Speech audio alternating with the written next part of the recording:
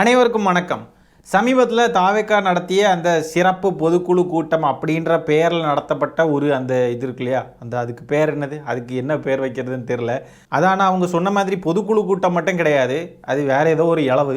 அந்த இளவுடுத்த கூட்டம் நடந்த அன்னைக்கு பிஃபோர் தட் கூட்டம் அண்ட் ஆஃப்டர் தட் கூட்டம் என்னெல்லாம் நடந்துச்சு, இந்த அணில் குஞ்சுகள் என்னெல்லாம் பண்ணாங்க அப்படின்றதெல்லாம் நம்ம இந்த காணொலியில் பார்க்க போகிறோம். முதல்ல பார்த்திங்கன்னா ஒரு பெண், ஒரு தாவேக்கா தொண்டர் ரசிகர், விஜய் ரசிகர், என்ன வேணால் சொல்லிக்கலாம். அவங்க ஒரு பேட்டி கொடுக்குறாங்கங்க. அந்த பேட்டியில் என்ன சொல்கிறாங்க பாருங்கள், எனக்கு இதுதான் ரொம்ப ரொம்ப ஆச்சரியமாக இருந்துச்சு. இப்படியெல்லாம் கூட இருப்பாங்களா அப்படின்னு. அவங்களுடைய பெத்த ஒரே ஒரு அந்த ஐசியூவில் அட்மிட் ஆகிருக்காங்களாமா. அவங்கள ஹாஸ்பிட்டலில் போட்டுட்டு இவங்க விஜயை பார்க்குறதுக்கு வந்திருக்காங்க. அந்த பெண்மணி பேசுகிறத லைட்டாக பார்த்துருவோம் வாங்க. சாக்காகாதீங்க, சாக்க குறைங்க.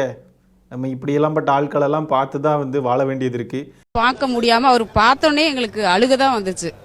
அவரை பார்க்கணுன்னே மெயினாக வந்தது. இன்னைக்கு நான் வந்திருக்கேன்னா என் பொண்ணு அங்கே ஐசியூவில் அட்மிட்டு. ஆக்சுவலி எனக்கு ஒரு பொண்ணு, என் பொண்ணு உடம்பு சரியில்லாமல் ஹாஸ்பிட்டல் இருக்கா இப்போ. ஆனாலும் சாரை பார்க்கணுன்னு நாங்கள் பழனிலேருந்து வந்திருக்கோம். ரொம்ப பெருமையான விஷயம் இல்லைப்பா. தன்னுடைய ஒரே பொண்ணு ஐசியூவில் அட்மிட் ஆகிருக்கு, அவங்கள விட்டுட்டு பழனியிலேருந்து சாரை பார்க்குறதுக்குனே வந்தாங்களாமா. உலகத்திலேயே ரொம்ப பாவப்பட்ட ஜீவன்கள்னால் யாருன்னு பார்த்தீங்கன்னா இந்த தற்குரிய அணில் குஞ்சுகளுக்கு பிறந்த குழந்தைங்க தான். இவங்க இந்த மாதிரிலாம் பிஹேவ் பண்ணுறாங்க பாருங்கள். இப்படி தன்னந்தனியாக விட்டுக்கிட்டு வர்றது, இதெல்லாம் ஏதோ பெருமையாக நினச்சிக்கிட்டு இருக்காங்க. அதுதான் இன்னும் இருக்கிறதுலே கொடுமை. இது கேவலமான ஒரு விஷயம். நம்ம பெத்த குழந்தையே விட்டுக்கிட்டு வரோமே, இப்படி ஐசியூவில் இருக்காங்க, சும்மா ஒன்றும் அட்மிட் ஆகலை, ஐசியூவில் இருக்காங்கன்றப்போ கூட இப்படி விட்டுக்கிட்டு வரோமே, இது ஒரு கேவலமான ஒரு விஷயமா தெரியலையா? ஐயோ, இவங்க பண்ணுறது தப்புன்னு கூட உணராது. அதுதான் இங்கே இருக்கிறதுலே பெரிய பிரச்சனையாக இருக்குது. தப்புன்னு உணரலனாலும் பரவாயில்ல, இதை பெருமையாக நினச்சிக்கிட்டு இருப்பாங்க. அதுதான் இதை விட பெரிய கொடுமைங்க. ஆக மொத்தம் கொடுமை கொடுமை கொடுமை. இவங்க பெற்ற குழந்தைங்களுக்கும் இவங்களால கொடுமை, பொதுமக்களுக்கும் இவங்களால கொடுமை, எல்லாருக்கும் இவங்களால கொடுமை. கொடுமைப்படுத்துறதுக்குனே வாழ்கிறாங்க இந்த அறிவு ஜீவிகள். தலைவன் முதல் தொண்டை வரை எல்லாம் ஒரே மாதிரி தான் இருக்குது. எவனாவது ஒருத்தனாவது கொஞ்சம் உருப்படியாக இருக்கானான்னு பார்த்தா தேடுனாலும் கிடைக்க மாட்டேங்குது. கடல்லையே இல்லையா அப்படின்ற மாதிரி தான் இருக்குது அந்த கூட்டமே. ஒருத்தன் என்னன்னா, எங்கள் தளபதி தான் எங்கள் குழந்தைக்கு பேர் வைக்கணும்னு குழந்தைய தூக்கிட்டு வரான் கூட்டத்துக்குள்ளே. இன்னொருத்தன் என்னென்னா, குழந்தைய தூக்கிட்டு வர்றது எங்கள் உரிமை, இதை எப்படி நீங்கள் கேட்கலாம், எங்கள் உரிமை, குழந்தை செத்தாலும் பரவாயில்லன்றாங்க. இன்னொரு கும்பல் என்னென்னு பார்த்தீங்கன்னா, எங்கள் பிள்ளை செத்தாலும் பரவாயில்ல, விஜய் முதலமைச்சர் ஆகணுன்றாங்க. இங்கே என்னென்னா ஐசியூவில் குழந்தை கிடக்கிறப்போவும் இவங்க விஜயை பார்க்கணுன்னு வந்திருக்காங்க. அவ்வளோ முக்கியமாக அப்படி என்ன இங்கே அறுத்து தள்ளிட்டு இருக்கார் அவரு? அப்படி என்ன இங்கே நடக்குது? எதுக்கு இப்படி பெத்த குழந்தைய விட்டுக்கிட்டு கூட வரணும்? அப்படி என்ன அவசியம் இருக்குது? ஐயோ, ரொம்ப கஷ்டங்க இவங்களுக்கு மத்தியில் நம்மெல்லாம் வாழ்கிறது. ஒரே ஒரு குழந்தை கிடைக்காதான்னு சொல்லி எத்தனை தாய் தகப்பன்மார் கோயில் குளம்னு ஏறி இறங்கிக்கிட்டு இந்த மகப்பேறு மருத்துவமனைகளெல்லாம் போய் ஏதாவது ஒன்று நடந்துடாதா, நமக்கு ஒரு குழந்தை கிடச்சிடாதான்னு எவ்வளோ பேர் ஏங்கிக்கிட்டு இருக்காங்க. இதுக்கு மேலே நம்ம எதுவும் சொல்கிறதுக்கு இல்லை. சொன்னால் கடுமையான வார்த்தைகள்லாம் உபயோகிக்க வேண்டியதாக இருக்கும். வேண்டாம், நமக்கு அது பேசவும் வேண்டாம், அந்த அரசியல் நமக்கு தேவையும் இல்லை. இந்த உரிமையில் பேசுகிறது, இந்த கெட்ட வார்த்தை போட்டு பேசுகிறது, அதெல்லாம் நமக்கு தேவையில்லை. எவ்வளோ சந்தோஷமாக இருக்காங்கல்ல அவங்க முகத்தில். அப்படியே 1000 வாட்ஸ் பல்பு அப்படியே எரியுது. ஒரு நடிகனை பார்க்க வந்ததில் அவ்வளோ சந்தோஷம். ஆனால் இவங்க பெத்த ஒரே மகள் ஐசியூவில் இருக்காங்க. நல்ல தாய், நல்ல ரசிகையாக இருக்காங்க. நல்ல ஒரு விஜய்க்கான ஒரு 1ஆம் நம்பர் அப்படியே தேர்ந்தெடுத்த ரசிகை. ஆனால் நல்ல தாயாக இருக்காங்களா அப்படின்றது கேள்விக்குறி. ஏன்னா நம்ம இதெல்லாம் கொஸ்டின் பண்ணிடக்கூடாது. கொஸ்டின் பண்ணால் அப்படியே பொத்துட்டு வந்துடும் இவங்களுக்கு. அதனால நம்ம பப்ளிக்காகவே விட்டுருவோம். அவங்க நல்ல தாயான்னு எனக்கு தெரியல, கொஸ்டின் மார்க். இந்த மாதிரிப்பட்ட முட்டாள் தலைவர்களுக்கு புத்திசாலியான தொண்டர்கள்லாம் தேவையில்லை, அறிவு இருக்கக்கூடிய தொண்டர்கள்லாம் தேவையில்லை. இந்த மாதிரிப்பட்ட நபர்கள் இருந்தாலே போதும். அந்த தலைவன் சக்ஸஸ்ஃபுல்லாக இருப்பான், அவன் நினச்ச வேலையெல்லாம் நடத்திக்கிட்டே இருப்பான். இந்த மாதிரிப்பட்ட நபர்கள் இருந்தாலே போதும். எத்தனை பேர் வேறு மாதிரிலாம் இறங்கியிருக்கானுங்க அப்படின்னு தெரியல. நம்ம இவங்கள தனிப்பட்ட முறையில் சொல்லலை.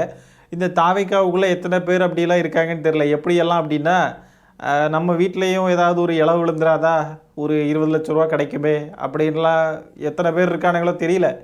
ஏன்னா இவனுங்க திரிகிறத பார்த்தா அப்படி தான் இருக்குது. பெத்த பிள்ளையை விட, நம்ம வீட்டில் உள்ளவங்கள விட விஜயை பார்க்க போகிறது தான் முக்கியம்னு இப்போ வரைக்கும் அப்படி தான் இருக்காங்க. மாற மாட்டேங்கிறாங்க. நம்ம ஏதாவது சொல்லிட்டோன்னா அப்படியே குத்தி குடையுது. எங்களை பார்த்து என்ன கல்ட்டுன்னு சொல்கிறியா, எங்களை என்ன விக்டிம் பிளேமிங் பண்ணுறீங்களா, நாங்கள் எவ்வளோ பாவம், எங்கள் வீட்டில் எவ்வளோ பேரை பறி கொடுத்துருக்கோம், நீங்கள் என்ன இப்படியெல்லாம் எங்களை பேசுகிறீங்கன்னு மட்டும் அழுறாங்க. ஆனால் இவங்க பேசுகிறதெல்லாம் பார்த்தா அவ்வளோ கோபம் வருது நமக்கு. அப்படிதான் விமர்சிக்க தோணுது. என்ன பண்ணுறது? நம்மளும் சரி கொஞ்சமாவது வந்து அவங்கள வந்து குத்தி பேசாமல் பேசலாம் அப்படின்னு பார்த்தா, இவங்க பேசுகிறதெல்லாம் பார்த்தா இவங்களுக்கு எதுக்கு நம்ம ஒரு சாஃப்ட் கார்னர் விடணும், டைரெக்டாகவே அட்டாக் பண்ணுவோமே அப்படின்னு தான் தோணுது. இருந்தாலும் நாகரிகம் கருதி அவங்களுடைய இது கருதி நம்ம வந்து சரி என்ன பண்ணுறதுங்க. அவர் வந்து மத்திய அரசு மாநில அரசு இரண்டையும் விமர்சித்து பேசுவார். அப்போ கரூர் சம்பவத்தில் வந்து பார்த்தீங்கன்னா பல விமர்சனங்கள் வைக்கப்பட்டது. மத்திய அரசுடைய நிழலில் வந்து தான் தாவேகா செயல்பட போகுது இனிமே அப்படின்ற மாதிரி. இன்னைக்கு அவர் பேசும்பொழுதும் பார்த்தீங்கன்னா மாநில அரசு வந்து நிறைய விமர்சித்து பேசியிருந்தாரு. மத்திய அரசு பெருசா அந்த எஸ்ஐஆர் தொடர்பான விவகாரம் பேசும்பொழுதும் பெருசா விமர்சித்து பேசலையோ அப்படின்ற கேள்வி இப்போ நிர்வாகிகள் உங்களுக்கு இருக்கின்ற மாதிரி இல்ல விமர்சனம் வைக்க கூடாதுங்கிறது தான் அவருடைய சிக்னேச்சராவே இருக்கு. அவர் யாரையும் வந்து குறை பேசியோ பின்னாடி பேசியோ கிடையாது. எது சொல்லணுமோ அது ஸ்ட்ரெயிட்டாவே டைரக்டாவே அவர் சொல்ல போறாரு. சோ அதனால வந்து யாரை நினைச்சும் அவருக்கு பயம் கிடையாது. நம்ம ஜெயிக்க போறதுங்கிறதுல நிச்சயமும் இருக்கு. சோ யாரையும் வந்து நம்ம பின்னாடி பேச தேவையில்லை அப்படிங்கிறது தான். ஓ, மத்திய அரசை பற்றி பேசுனா அது முதுகுக்கு பின்னாடி பேசுறது இல்லையா? ஏன்னா அவங்க எல்லாம் நண்பர்களாக இருக்காங்க, அவங்களுக்கு முதுகுக்கு பின்னாடி நம்ம பேசக்கூடாது. அவங்கள எதிர்த்து பேசுறது அவங்கள முதுகுலேயே ஓங்கி குத்துற மாதிரி இருக்கும். அப்போ என்ன நீங்களாம் நண்பர்களா? திமுகவை பேசுறது மட்டும் பின்னாடி பேசுறது கிடையாதான். ஆனால் பிஜேபியை பற்றி பேசிட்டா எங்கள் தலைவர் அப்படி பின்னாடியெல்லாம் பேசுகிற ஆள் கிடையாது. டைரெக்டாக எதிர்ப்பார். ஏன் டைரெக்டாக எதிர்க்க வேண்டியது தானே? டைரெக்டாக ஏன் எதிர்க்க மாட்டேங்கிறாரு? எதுக்கு கள்ள மௌனம் சாதிக்கிறாரு? எதை பற்றி பேசினாலும் திமுகவை பற்றியே பேசிக்கிட்டு இருக்காரு. பிஜேபியை பற்றி பேச மாட்டேங்கிறாருன்னு கேட்டால் அவரு அப்படியே சினிமா டயலாக் விடுறது. என் முதுகுக்கு பின்னாடி போய் பேசுகிறவன் இல்லைடா நான் டைரெக்டாக பேசுகிறான். இந்த சினிமா டயலாகே தான் பேசிக்கிட்டு இருக்காங்களே ஒழிய பேச மாட்டேங்கிறாங்க. சொல்லுங்க, பதில் சொல்லுங்கய்யா. சினிமா டயலாக் பேசிக்கிட்டு இருக்கீங்க. இவ்வளோ அரசியல் அறிவெல்லாம் இருக்குன்றதெல்லாம் நமக்கு ரொம்ப ஆச்சரியமாக இருக்குது மக்களே. அரசியலே வந்து விமர்சனத்தால் தான் வந்து எல்லாமே இங்கே நடக்கும். அது ஆளுங்கட்சியை பார்த்து பேசுகிறதா இருக்கட்டும், எதிர்கட்சியை பேசுகிறதா இருக்கட்டும், எல்லாமே விமர்சனத்துக்குள்ளே தான் இருக்குது. நீங்கள் வந்து ஒன்றிய அரசை வந்து விமர்சனம் பண்ண மாட்டாங்களாம், ஏன்னா அது பின்னாடி பேசுகிற மாதிரி இருக்குமா. ஆனால் திமுகவை மட்டும் இவங்க வந்து விமர்சனம் பண்ணிக்கிட்டே இருப்பாங்களாம். அது மட்டும் சரியாம். என்ன இது? ஆதவ அர்ஜுனாவை பார்த்தா எங்கள் தலைவர் வந்து மௌன புரட்சி பண்ணிக்கிட்டு இருக்காருன்றான். மௌன புரட்சி என்ன? மௌன புரட்சி அப்படி ஒரு புரட்சி இருக்கா உலகத்தில்? பேசாமலே என்ன தான் பண்ண போகிறீங்க? பேசவே மாட்டாங்களா? வாய் வந்து அப்படியே திமுக மட்டும் அப்படியே பரபரன்னு வந்து சரவடி மாதிரி வெடிக்கும். ஆனால் பிஜேபியை பேசணும்னா பேசவே மாட்டாங்க. அப்படி மௌன புரட்சி பிடுங்க போறீங்கன்னா என்னத்துக்கு நீங்கள் இந்த பொதுக்குழு கூட்டம் அது இதுலாம் வரீங்க? ஏன் வரீங்க? வீட்டுக்குள்ளேயே படுத்து தூங்கிடுங்க. மேடையில் மட்டும் வந்து என்னத்துக்கு டிவிகே விசஸ் டிஎம்கே இதை மட்டும் ஏன் பேசுகிறாரு? அப்படியே வீட்டில் போய் படுத்து நல்ல பனையூரில் அப்படியே ஜம்முன்னு ஏசியை போட்டு தூங்கிட்டு இருக்க வேண்டியதானே? எதுக்கு வெளியில் வராப்பில் வீட்டை விட்டு? பேசவே வேண்டாம். அவரை யார் இப்போ இங்கே கூப்பிட்டது? இங்கே எல்லாரும் அப்படியே தத்தளிச்சுக்கிட்டு இருக்காங்க. இவர் வந்தால் தான் இவர் பெரிய தேவதூதர், இவர் வந்து காப்பாற்றுன்னு எல்லாரும் யார் கூப்பிட்டது? இப்படி அமைதியாகவே இருப்பீங்க அப்படின்னா என்னத்துக்கு வந்தீங்க நீங்கள்? பிஜேபி ஏன்டா பேசலைன்னு கேட்டால் அது பின்னாடி பேசுகிற மாதிரி இருக்கும். எங்கள் அண்ணன் பின்னாடியெல்லாம் பேச மாட்டார். அப்படியே சினிமா டயலாக் விட்டுக்கிட்டே இருங்க. எதையுமே உருப்படியான அரசியலாக பண்ணாதீங்க. கோமாளிகள். உச்சநீதிமன்றம் தமிழக அரசின் தலையில் ஓங்கி நறுக்கு நறுக்கு நறுக்கு என்று கொட்டியதை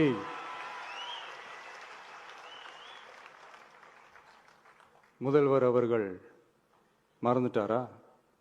ஆகச்சிறந்த தற்குறிகள். எதுக்கு சொல்கிறோன்னு புரியுதா? இதுக்கு தான் ரீல்ஸ். எதுக்கு எடுத்தாலும் ரீல்ஸ் மட்டும் பண்ணிடுறது. இவங்க அண்ணன் ஏதாவது 4 வார்த்தை பேசிடக்கூடாது, உடனே ரீல்ஸ். இப்படியே ரீல்ஸ் மட்டும் பண்ணிக்கிட்டே இருங்க, வேறு எதுவுமே பண்ணாதீங்க. இப்படியே இருந்து இன்னும் எத்தனை பேரை கொல்ல போகிறாங்களோ தெரியல. நம்ம சொல்லிக்கிட்டே இருக்கோம்.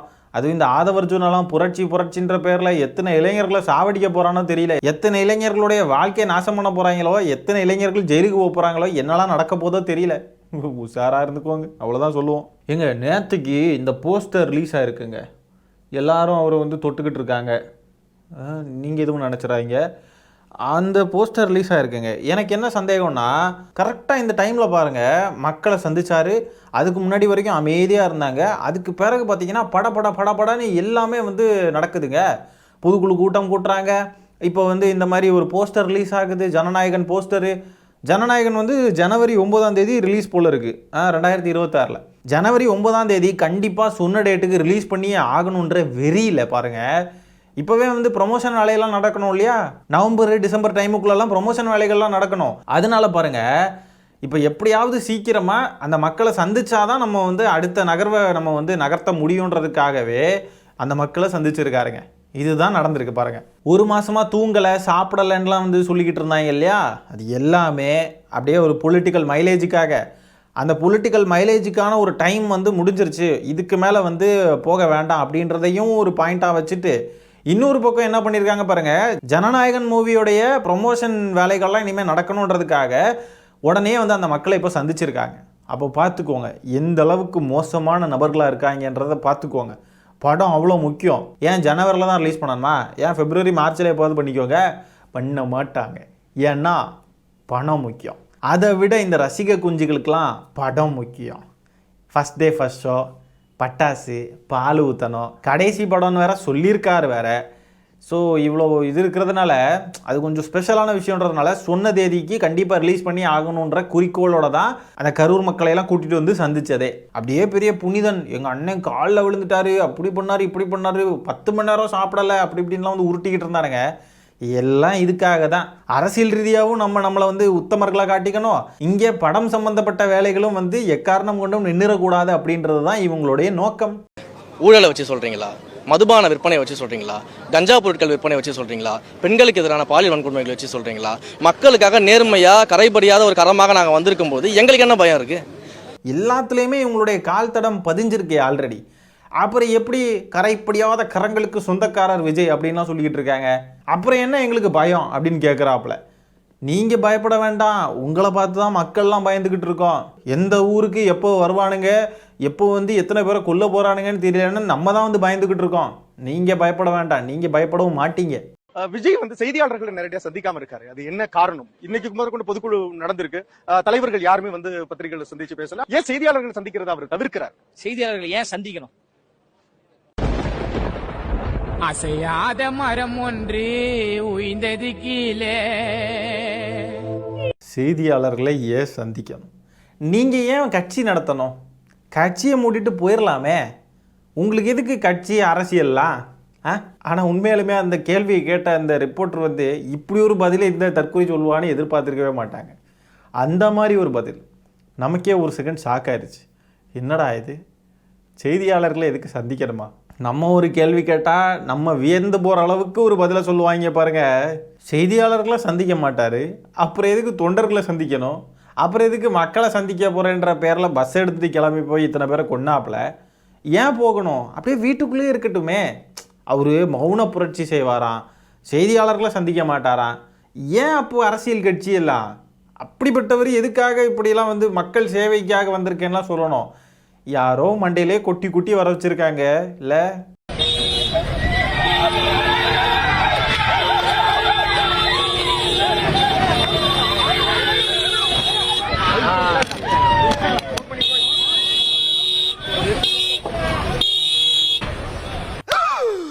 ஐயோ, அட நாசமா போற எடுபட்ட வேலைகளா நீங்க வேலைக்கார வந்திருக்கீங்க. என்ன உசுரோட வச்சு புதைக்கிறதுக்குன்னு வந்திருக்கீங்களா?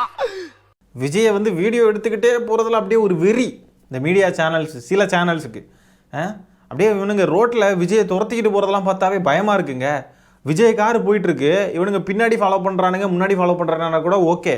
என்ன பண்ணுறானுங்க பாருங்கள், ஆப்போசிட் லேன்லாம் ஏறி ஃபாலோ பண்ணுறானுங்க. எதிரில் வர்ற வண்டிகள்லாம் வந்து இவனுங்களை பார்த்து பயந்து ஒதுங்குறாங்க. அந்த அளவுக்கு வெறி பிடிச்சி போயிருக்காங்க. விஜய் வந்து அப்படியே காட்டணும், அங்கே பின்னாடி பேக்ரவுண்டில் உங்க விஜய் உயிரெடுக்க வேற என்னான்னு பாட்டு மட்டும் ஓடிக்கிட்டு இருக்கு. ஏன் தான் இப்படி வெறி பிடிச்சி போயிருக்காங்கன்னு புரிய மாட்டேங்குது. இதில் வேற மேலே ஒருத்தர் உட்காந்து இப்படி தொங்கிக்கிட்டு வீடியோ எடுத்துகிட்டு போகிறார்.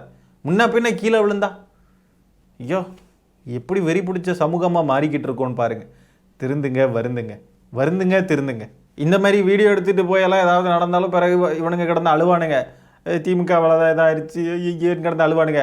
இவனுங்க போகிற போக்கெல்லாம் பார்த்தீங்களா, இப்படி வெறி பிடிச்சி போய் ஒரு மாதிரியாட்டும் இருக்கானுங்க எல்லாரும்.